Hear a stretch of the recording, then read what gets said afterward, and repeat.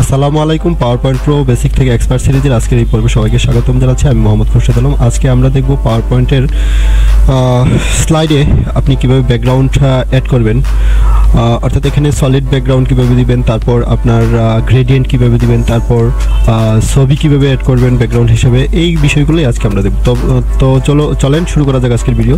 একটা blank presentation নিলাম। তো এখানে আমি ব্ল্যাঙ্ক লেআউট নিলাম।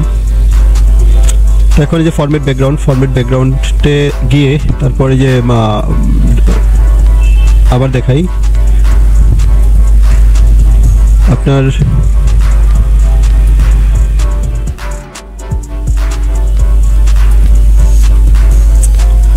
এটা কয়েক ওয়েতে করা যায়। আমি এই যে রাইট বাটনে ক্লিক করে ফরম্যাট ব্যাকগ্রাউন্ড থেকে এখানে যে ডান পাশে দেখেন সলিড ফিল আছে, গ্রেডিয়েন্ট ফিল আছে, তারপর পিকচার আর টেক্সচার ফিল আছে, প্যাটার্ন ফিল আছে। তো এগুলা আপনি একটা একটা করে দেখবেন। এই যে আমি সলিড ফিলে গিয়ে যে কোনো একটা ফিল কালার দিলাম, চলে আসলো ব্যাকগ্রাউন্ড। তো এখানে আপনি আপনার মন মতো ফিল কালার ইউজ করতে পারবেন।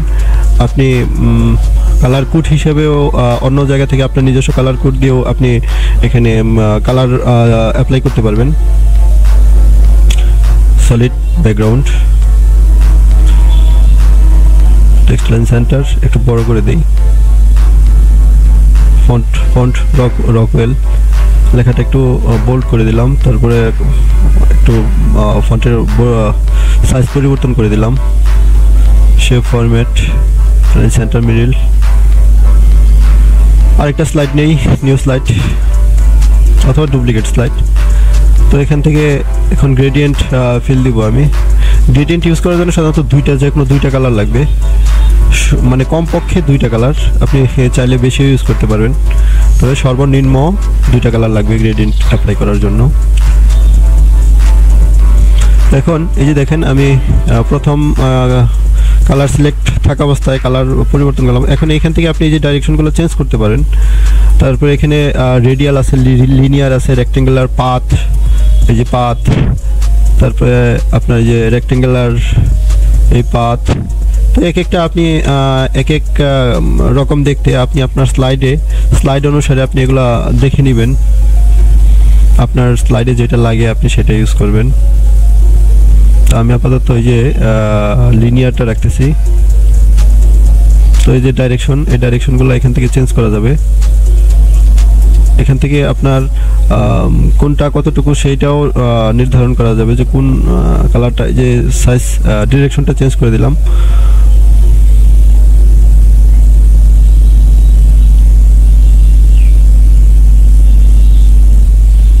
এগুলা আপনারা একটা একটা করে দেখবেন যে আসলে কোনটা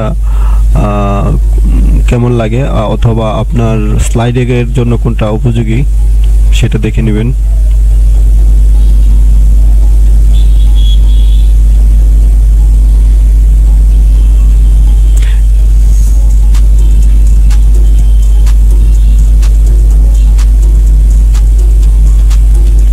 আরেকটা নিউ স্লাইড নেই অথবা ডুপ্লিকেট স্লাইড।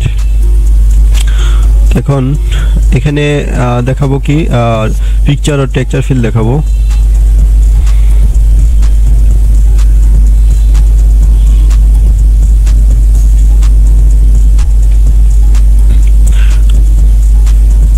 সলিড দেখাইছি, গ্রেডিয়েন্ট ফিল দেখাইছি, এখন পিকচার আর টেক্সচার ফিল দেখেন। পিকচার আর টেক্সচার ফিল আমার কিন্তু যে লেখাটা সিলেক্ট ছিল এই জন্য লেখার উপরে চলে আসছে। আমি চাচ্ছি পুরোটাই ব্যাকগ্রাউন্ডে।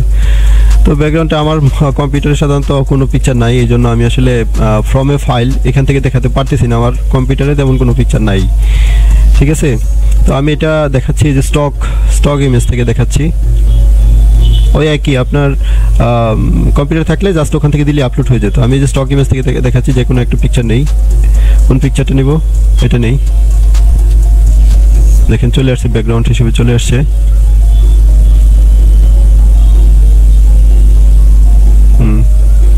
লেখাটা এটার উপরে, এটা আর কি ফুটতেছে আর কি। আরেকটা নিলাম। তো এখন দেখাবো যে টেক্সচার আপনি কিভাবে অ্যাপ্লাই করবেন। প্যাটার্ন, টেক্সচার বা প্যাটার্ন ফিল। এখানে অসংখ্য প্যাটার্ন রয়েছে, আপনি চাইলে আপনার এগুলো অ্যাপ্লাই করতে পারেন, অথবা আপনি আপনার নিজস্ব পিকচার ও টেক্সচার প্যাটার্ন এনেও অ্যাপ্লাই করতে পারবেন।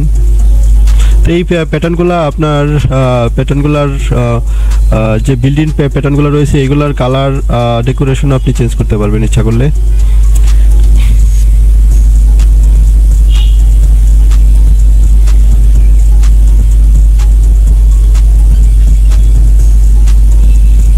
এই যে ফরগ্রাউন্ড ব্যাকগ্রাউন্ড রয়েছে, ফরগ্রাউন্ড থেকে আপনি কালার চেঞ্জ করে দিলে কালার চেঞ্জ হয়ে যাবে।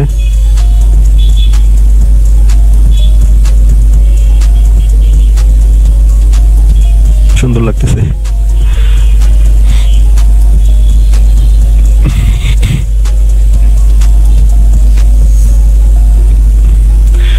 তো বন্ধুগণ, আসলে এইভাবে আপনারা একটা একটা করে দেখবেন। আজকের ভিডিও আপাতত এই পর্যন্তই। পরবর্তী ভিডিও দেখার আমন্ত্রণ জানিয়ে আজকের মতো এখানে শেষ করছি। আল্লাহ হাফেজ, ভালো থাকবেন সবাই।